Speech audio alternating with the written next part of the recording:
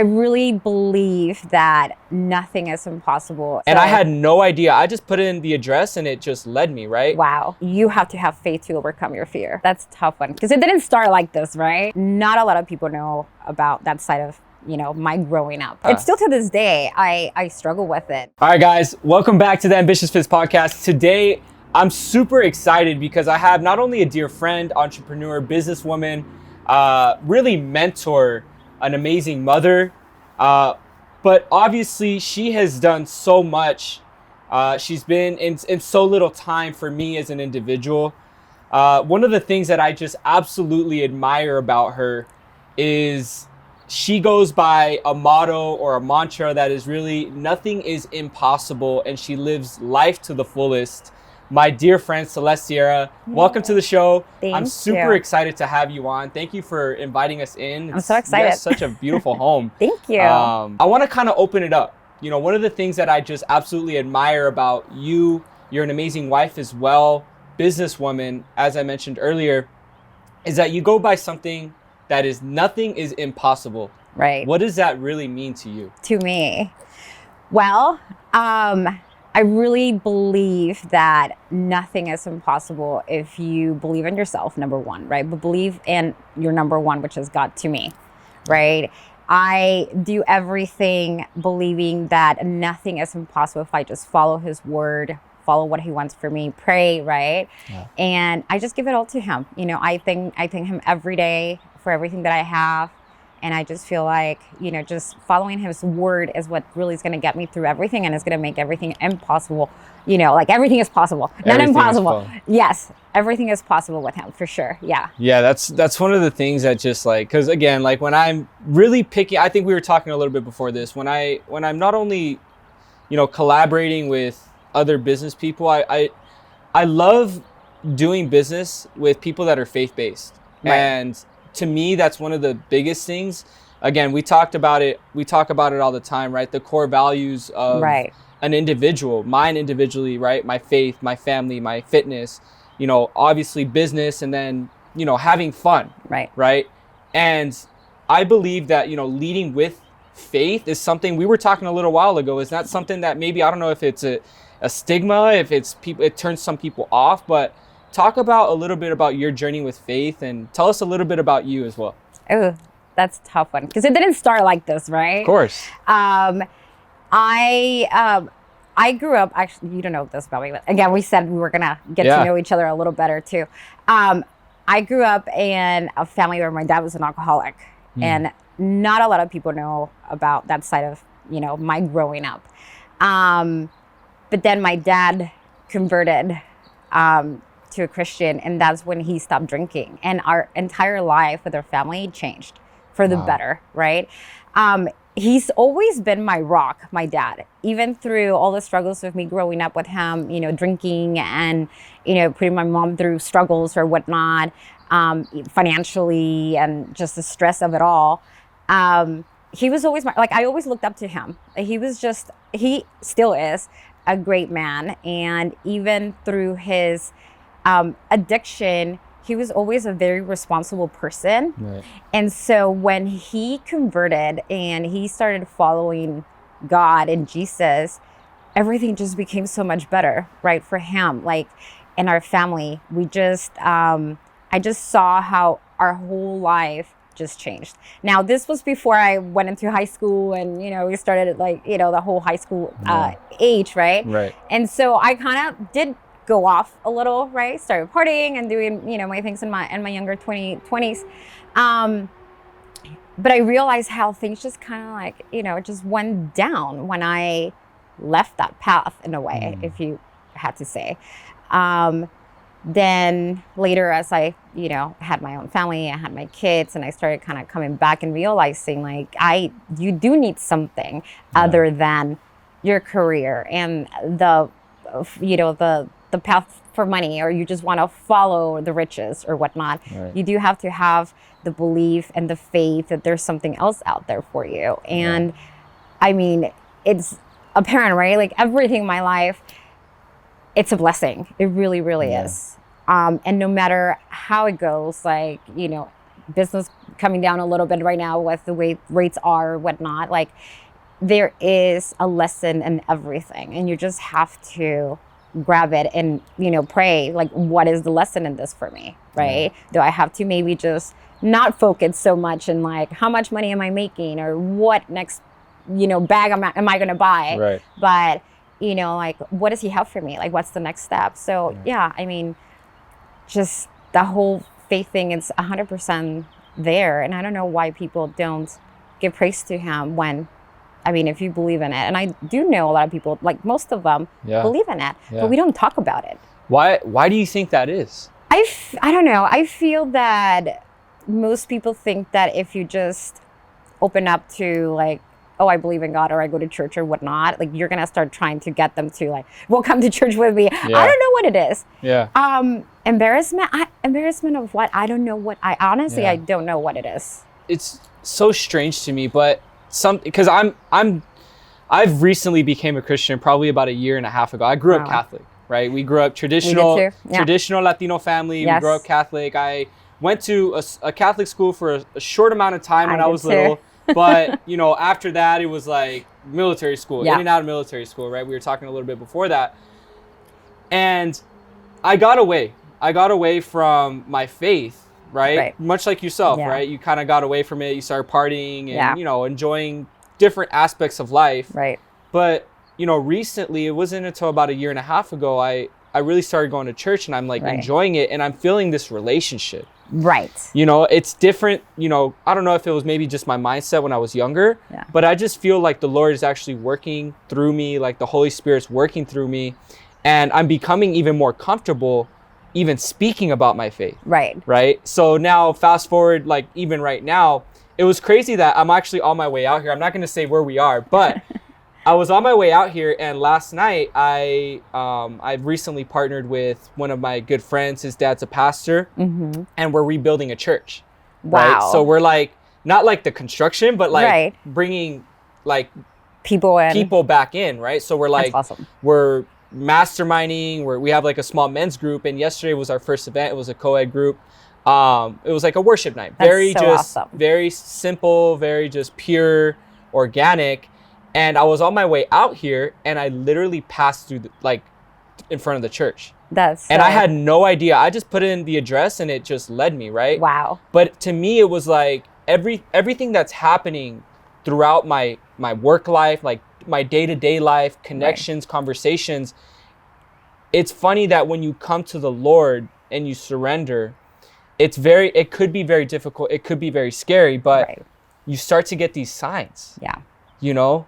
And I've become so obsessed about it. And it's like you said, like when you open up to the Lord, like they just start to flourish. They happen. They just start to flourish. Yeah. Do you have maybe 2 or 3 little nuggets that maybe you could give to someone that is struggling, right? Maybe struggling with surrendering or struggling with, they're worried about what somebody may think about them. Right. You know, because I've gone through that. Yeah. Right. And I'm kind of asking maybe selfishly, right? But maybe for somebody else out there. It's hard, right? To get out of our heads, I think, right? And to get to a point of where you shouldn't really care about what others think of you. Yeah. When it comes to you talking about the Lord, talking about Jesus or your faith, right? I honestly live my life now in a way of like, when I feel like in my heart, like I need to talk to this person about this one thing, or I even have instances where I feel like I need to pray for someone. It hasn't gone to the point where I'm like, I'm just going to walk up to you and I'm just going to, can I pray for you? Of course. Like I am still struggling with that. But I have done it where I'm like, in my mind, in my head, like I'm praying for that person. And I don't know where this feeling is coming from, but it does come. Yeah. And so I know that it's God talking to me like, hey, you know, like something's going on, like pray for that person. Right. And I've done it. But I think it has to come from you thinking not to care about what others think. Like this is about you. It's not about others, right? You're doing this for God, and you're doing this for yourself as well, because you're gonna just pray over someone. It's such a just an amazing feeling, you know, like praying over your kids, over your husband. Not like I don't go and lay hands on them. Of course. But, you know, it's always there. I think it's fear, like the one thing that most of us struggle with, the fear of what they're going to think about me, the fear of, am I doing the right thing? Am I doing it correctly? Talking about fear, praying is probably one of the biggest things for people. Like they think, well, I don't know how to pray. Yeah. And I still struggle with that too. I've had this conversation with my kids too. You know, we'll have like Thanksgiving dinner and we always, you know, switch like whose turn is it? And the kids will do it. My oldest is the one that has the issue with like, well, I don't know how to. I'm like, it doesn't matter. Just say, thank you, God, for whatever, right? Of course. So fear and faith, I think it's just funny because you have to have faith to overcome your fear, right? I think that to this day, I do live my life by faith. Like I just believe things are going to happen and he's going to take care of it no matter what. And he always has. Always. Even when the market crashed, when we were talking about it, when things were really bad, I have to come back and think, okay, no, he's got this. Yeah. No matter how bad things you are getting or no matter how you feel like this is it, like it's not going to get any better, I'm going to lose it all, or whatever those thoughts are, you really have to be conscious and just get out of that and be like, he's got me. Yeah. Right? And that's, I mean, I think I'm early on. Right. I really feel like I'm just kind of like opening up my eyes and trying to figure things out. Right. And it's just so much easier when I could just have something to believe in. Right. Like there's faith, there's belief, right? So let's kind of switch gears a little bit. You mentioned your husband, your kids. You know, one of the other things that I just absolutely love about Celeste is that she's what I call a mommapreneur, right? A businesswoman that is an amazing mom and wife. Tell us about the family. Tell us about Ish. I know Ish is one of my great friends as well. Tell us a little bit about the struggles of all of that. Yeah, being a woman in business, a leader in your family. Like, how do you do that? Because that's something that I know. I have a lot of girlfriends, right, friends that are, you know, in business as well. Yeah, they're maybe looking for, or they're already in a relationship, but they're looking to maybe start building a family. Yeah. And I don't know. I mean, I'm speaking from a man's perspective, but I could only imagine that was kind of scary, I'm assuming, right? It's a struggle. Yeah. It's still to this day, I struggle with it, with owning my own business. And, you know, we're 24/7, right? Yeah. There's no off I'm button. Service-driven people, right? So when I talk to my clients, I always tell them I'm available any day, Monday through Sunday, whatever time, call me, text me. I'm there, right? Yeah. We're helping people with one of their biggest investments in their lives. So you have to be available, right? So that being said, it kind of does jump into my time with my family and their weekends and their time after school. So that's always been a struggle in my mind. I think it's something that we just, again, we're going back to our mind. Everything is like in here. Yeah. My kids know, you know, and they understand the mom has to work and she has to be on the phone and she has to be texting all the time. And it's not about fun. I mean, it's work, you know, and I think you just need to help them understand, and I'm talking about kids, that this is the way the business works. You're there helping people. My kids know exactly what a loan is. They know what real estate is. They know what escrow is, because I've taken the time to explain to them what it is that I do and why it is that I have to be there for my clients, right? But when I say it's a struggle, it's because a lot of times it's late at night and they want to talk to me and I have to make a phone call. Yeah. And so I get the mom guilt. And I don't think that's ever going to go away, to be honest with you. Yeah. But again, I have to just kind of rely on God and then take it back and be like, I got this, you know, he's got them, and they'll be fine. They'll grow up to be good kids, and hopefully they'll grow up to, you know, to understand that they have to give their time to their clients or whatever it is that they choose to be. My oldest daughter, she already told me, like, she's taking over my business eventually. So hopefully she'll do that. Yeah. But yeah, I mean, it's always a struggle. It's always going to be a struggle. How do you find time to separate?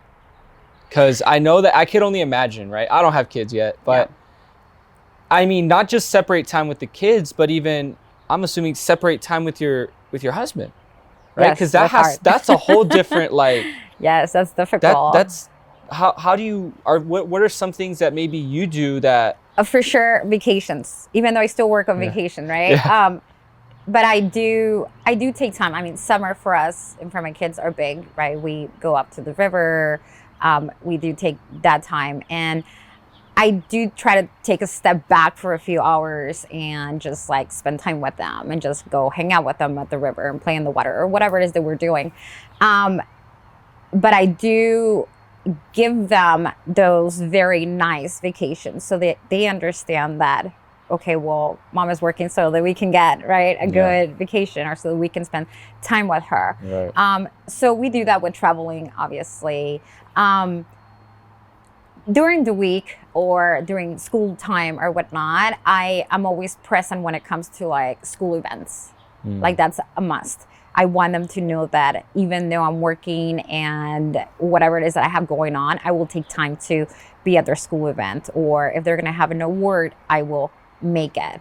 That only takes, 15, 30 minutes of my day or whatnot, but I'm there and they're happy to see me there. Yeah. So I do that. And we're very blessed, again, to be in a business where we have, that time to be flexible. Yeah, you have the time freedom. So that helps. Now with my husband, that's another story because he's all over the place, right? Yeah. I mean, he works, he does his regular job, but he only works three days out of the week. So he does have that extra time, but that extra time he uses it to work on our other businesses. Yeah. So with him and I, again, it's trouble. It really is just troubling. And that's why, a lot of people are always, you're always troubling. Yeah. Yeah. That time is so important. Yes. So important. Yes. Right. But then again, I tell everyone I am traveling, but I'm always available. Like, if you need anything, I'm always there. And we'll get into the fun stuff a little bit later, but she recently just went on a vacation, and I know you were kind of like messaging back and forth and still involved. So I think that's amazing. Now, let's talk, because significant other is so important, right? I think that it's like your backbone. Yeah. Right. Especially, of course, you want to go on the vacations. You want to, have the nice cars and houses and businesses and investments. Right. But at the end of the day, it's who are you going to be there with? Right. Right. Who's ultimately, when through the dark times, right? I have a great friend of mine that always says, you can't enjoy the highs unless you go through the lows. And when you go through the lows, that really helps you enjoy the highs. Right. Right. Having that support system is so important. 100%. Obviously, we talked about the support system through number one, Jesus, right? Right. But number two, right, whether it be your parents, whether it be, I know you talked a little bit about your dad, but your significant other. Yeah. Right. My question, and again, this is a selfish question again, is how did you know? Like, what connection? That was him? That it was him. He was the one? I know it's a funny question, right? But talk a little bit about that. It's really funny because, they say opposites always attract, right? Like, that's like a thing. People always say that. Well, Ish and I are not very opposite. Like, I think that we're very similar in a lot of different ways, right? We're business driven. We're like the same things or whatever.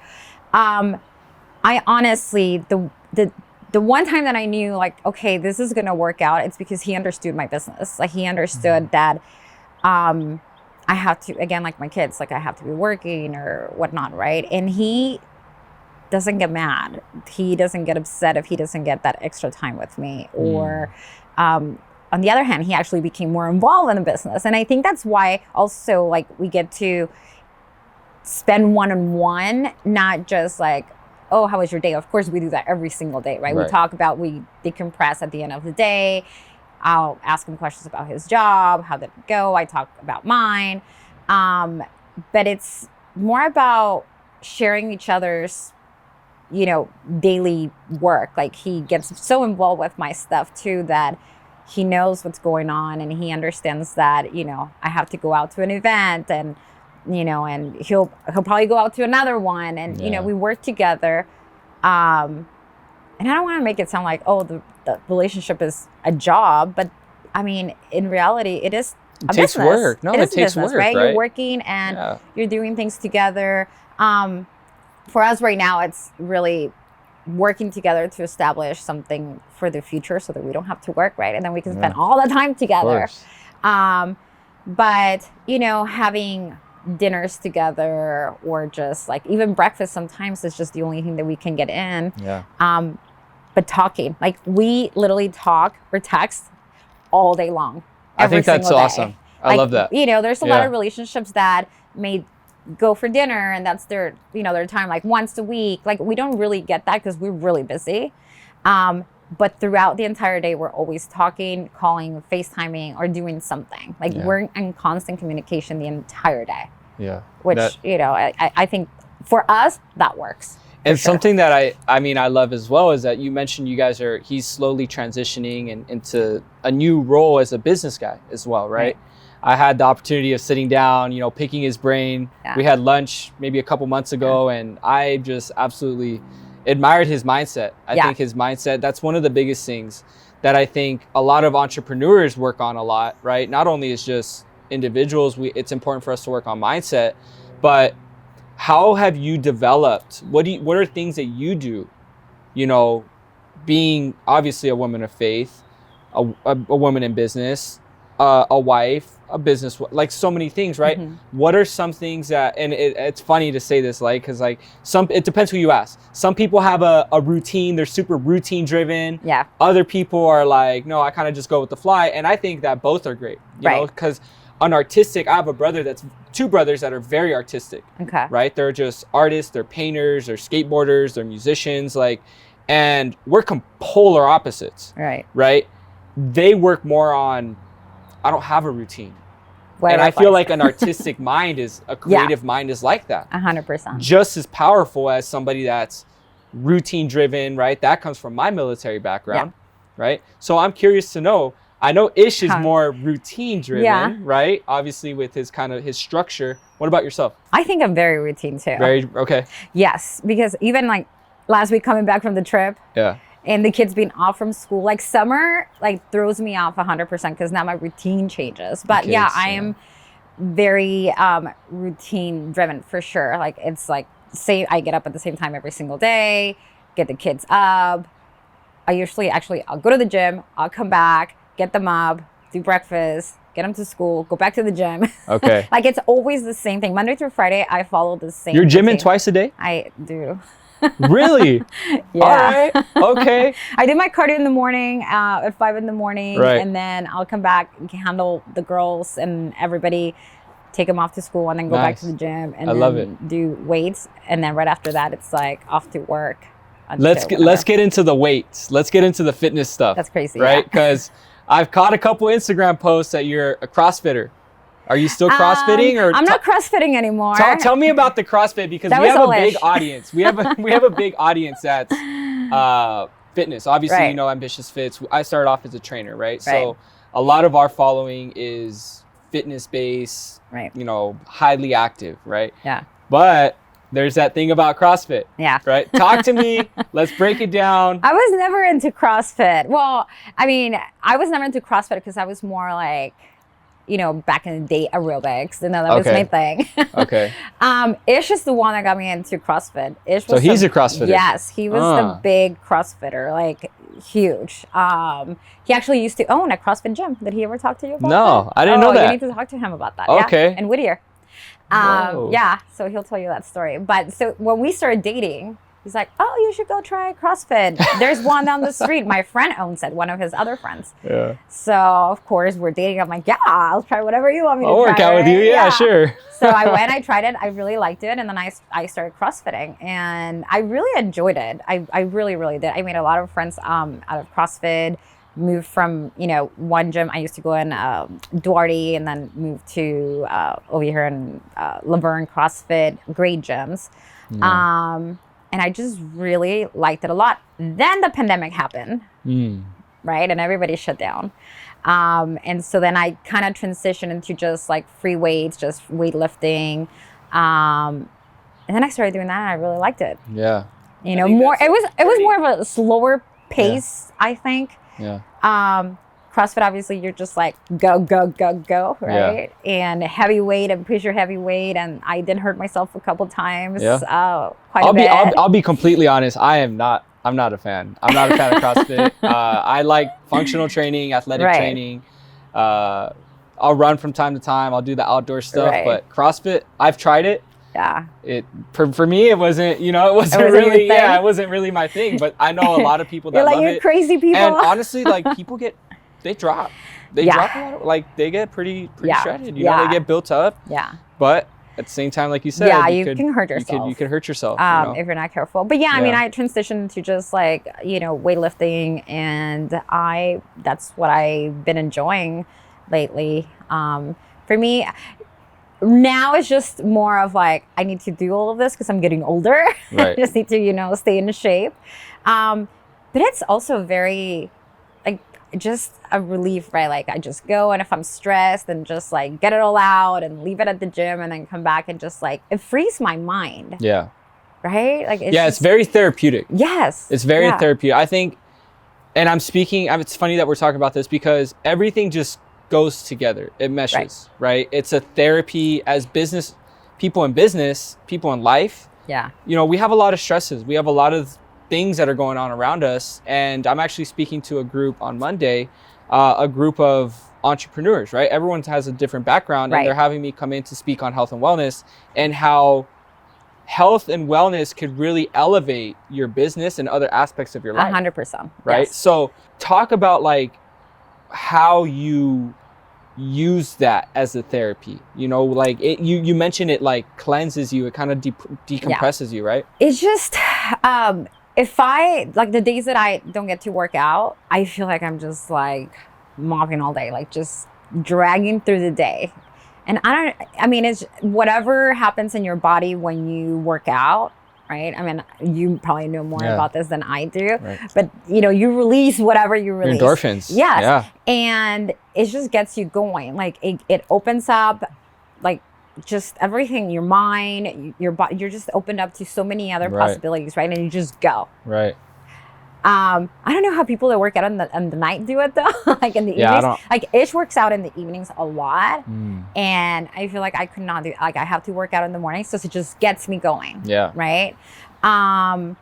So just working out, it's just another way of just keeping healthy. Like in order to be successful, honestly, like I really feel that you have to do and take care of a lot of aspects of your body, your mind, and just life in general, right? Absolutely. Like it cannot just be, I'm just gonna go work and be successful. Like you have to take care of yourself so that you can take care of others. And that comes from within, right? Your faith, again, it all goes back to that, your mental health, and then your fitness. Yeah. Like it's all like linked together. Everything. Yeah. Yeah, I have a great mentor of mine, Sam Bakhtiar. I don't know if you've ever heard of Sam. So Sam, I really he was in my life for a short period of time, but when I was training, I was transitioning into the business of fitness, and really understanding that, hey, it's not just training people, but it's really like you're a coach, you're a mentor, you're a friend, you're somebody that people are going to rely on. You have to be there at all aspects of your life so that you could guide them in the right way. And that's one of the things that he taught me through his mentorship, is it's all about the faith, the family, the fitness, the finances, obviously not overworking those 4 aspects, and obviously having fun, which is something I want to talk to you about. Something I absolutely admire, which is living life to the max. We'll get into that. But what Sam would always tell me and mentor me, I'll never forget. So when I first got to his house, he had me go through this exercise, and he had me close my eyes and just imagine what my perfect day looked like. And I took about 5 minutes. I thought about it, and he literally had me plan out what my desired day looks like, right? What does that look like from the beginning? Fast forward now 3-4 years, I'm literally living the life that he helped me design. Yeah. Waking up, working out, praying, spending time with my self-development, going out. I didn't know at that time that I was going to be in financial services. Right. But it was meeting and collaborating with people, having deep, intimate conversations. In that, how did I find a mentor is through fitness. So what I want to tell everybody is, you may not be in the place where working out may be fun all the time, Right. because let's be honest, working out sucks sometimes. Right. But you're going to be able to connect with like-minded individuals. Right. You know, and I'm sure that you've connected with a lot of like-minded people 100%. in the fitness world. Right. When you start doing things like we talked about earlier, going to church, right? You may connect with other people in business. Yeah. I'm finding that right now.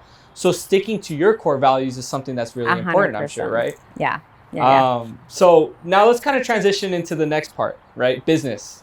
Right. This is where Celeste and I kind of connected. Again, like-minded. I love business. She loves business. We connected at the Financial Architects. She's a franchisee as well with TFA over with Manny. But that's not the only thing that you do, right? You also have Loanbox, which is talk a little bit about Loanbox. So, oh my gosh, the real estate. You want me to take it all the way back? The floor is yours.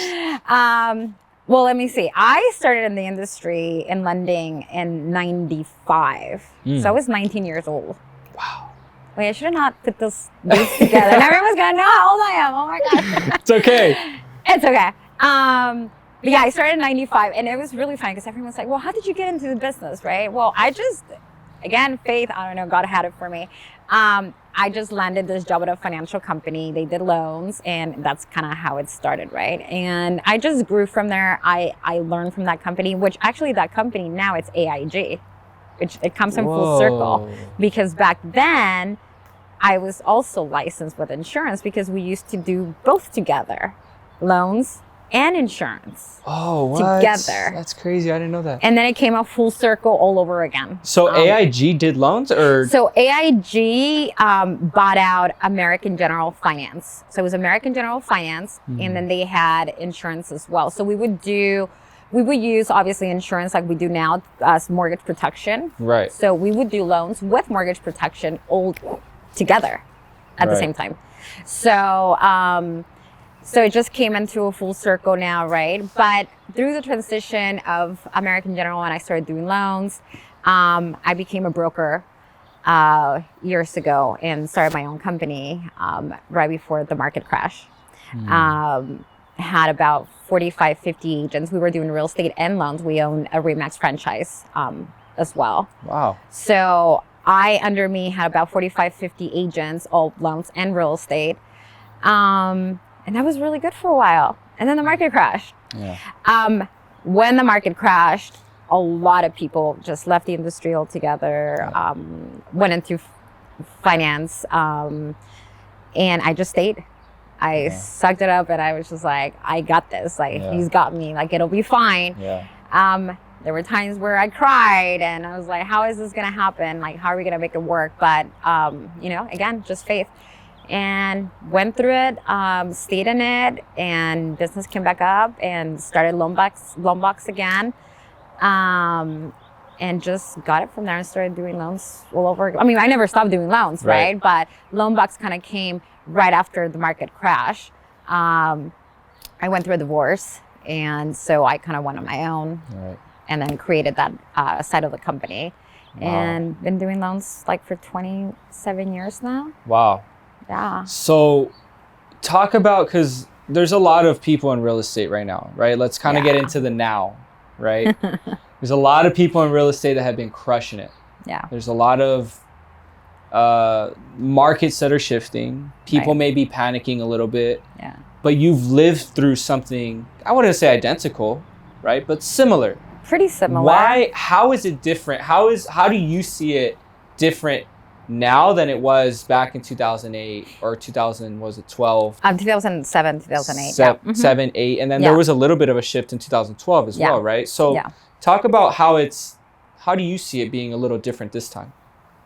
Maybe from an analytical standpoint, I don't know. What do you think? Honestly, I was having this conversation with an agent last night because I feel a lot of people are just freaking out, right? Like, oh my gosh, what's going to happen? Rates are so high. We're talking about 5-6% interest rates.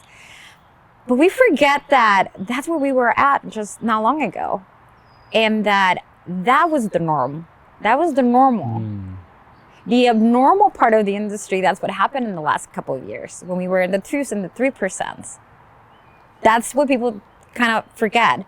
That was not the normal. This is the normal. We just need to adjust to the new normal, right? This is, I mean, when I started doing loans, we were doing 12, 13% interest rates. Yeah. When I bought my first home. Yeah, you tell me that. You tell millennial that. They're like, nope, not buying. Right? When I bought my first home, I was doing 8-9%. It was like an 8.5% interest rate, I believe it was. So that was normal.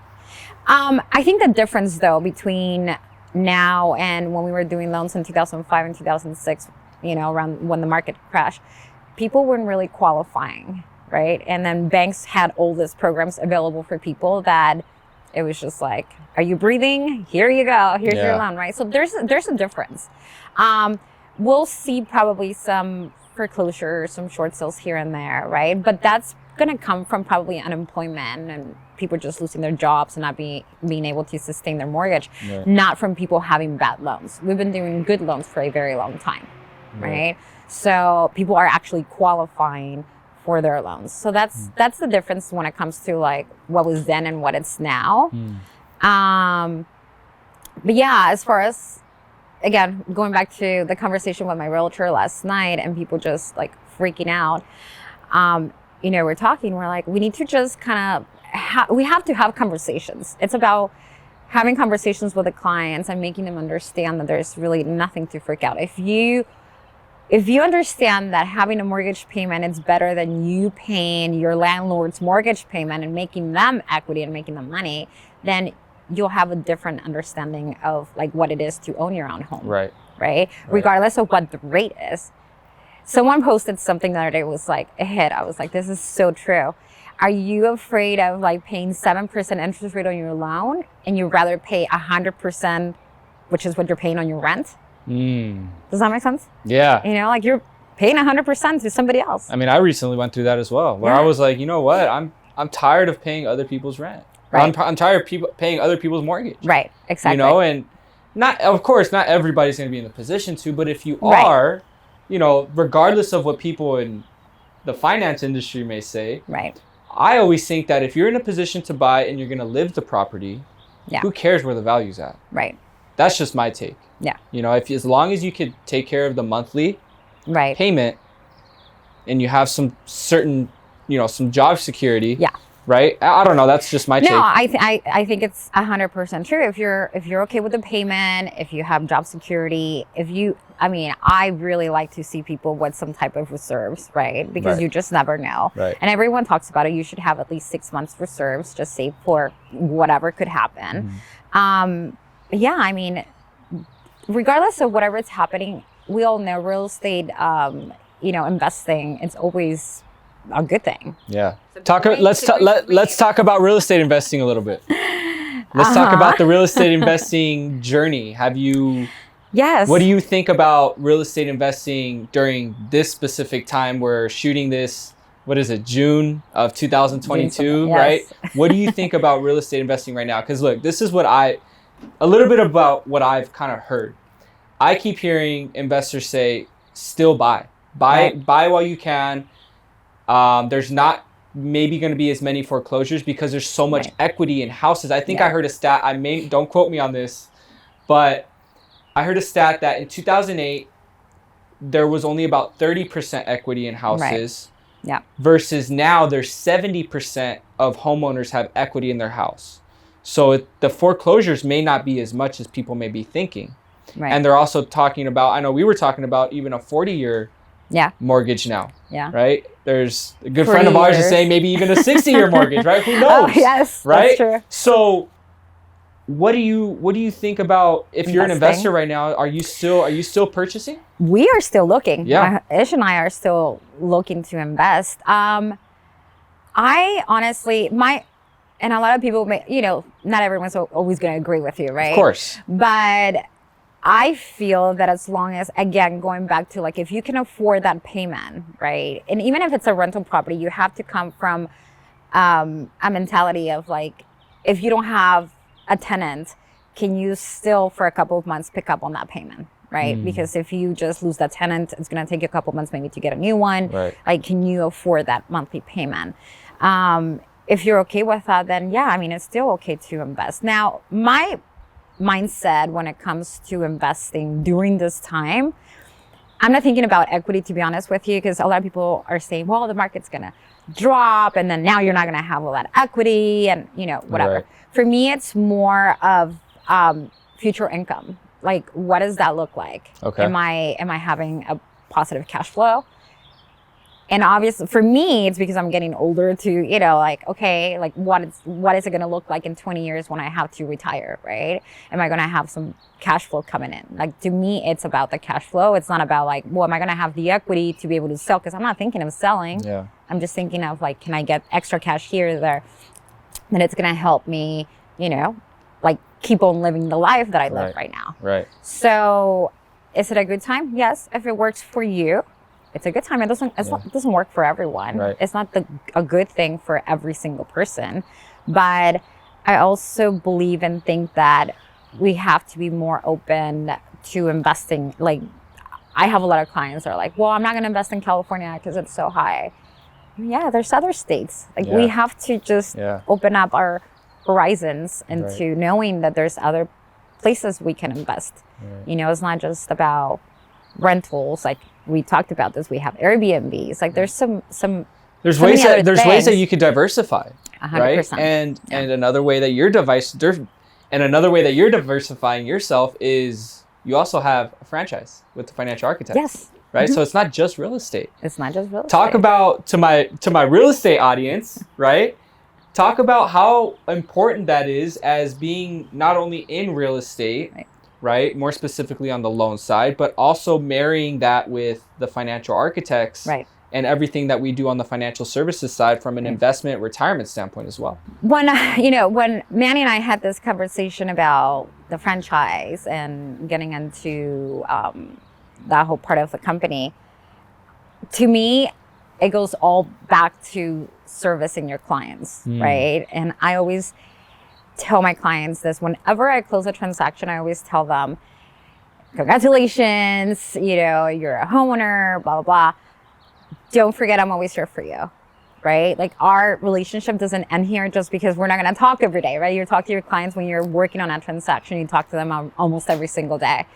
I always tell them, like, I'm here for you. Like, whatever we need. Like, I always talk about this. Let's talk about mortgage protection. Yeah. Right? Like, how are we gonna protect this investment you just made? Yeah. Right? This $500,000 home. Like, are you protected?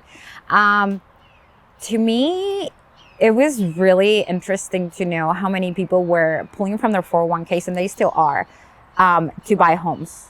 A lot of my clients have pulled a lot of money from their 401ks to be able to buy a home.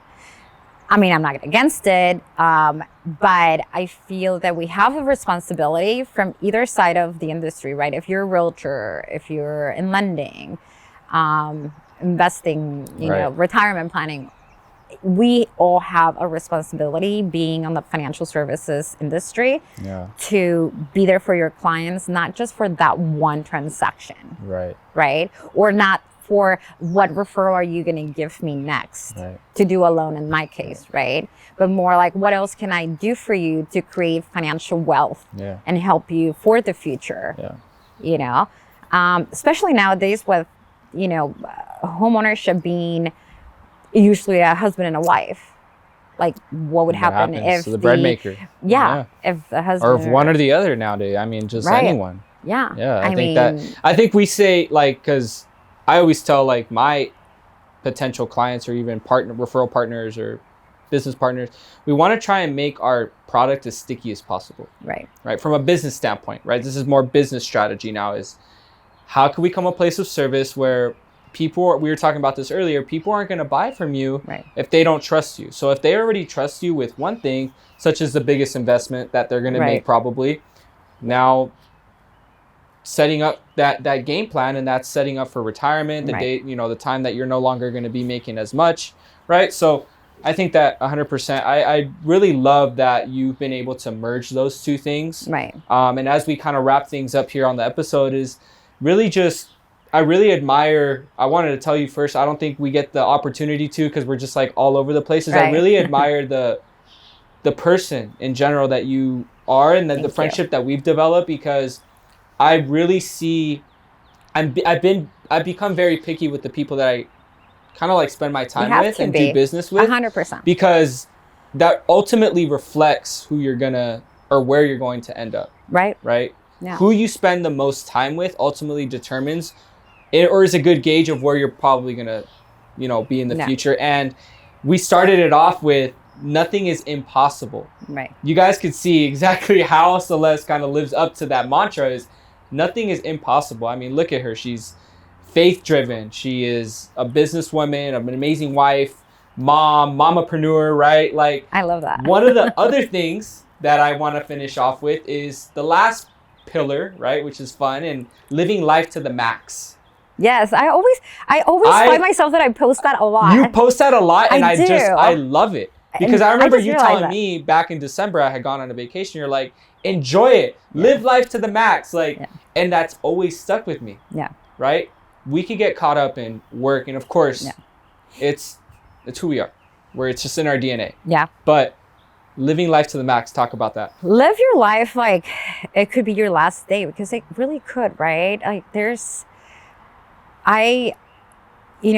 with Ish, especially lately with so much stuff going on, like I always think like, what would happen? Like if something were to happen to him or something happens to me or whatnot, like how are we going to live today? You have to just live it to the max. Like you really have to, regardless of what you're doing. If you're home, just like go out for a walk. Like what's going to make you happy? What is going to make your heart smile, right? For me, it's traveling 100%. Like I have to travel. I mean, and everyone makes fun of me.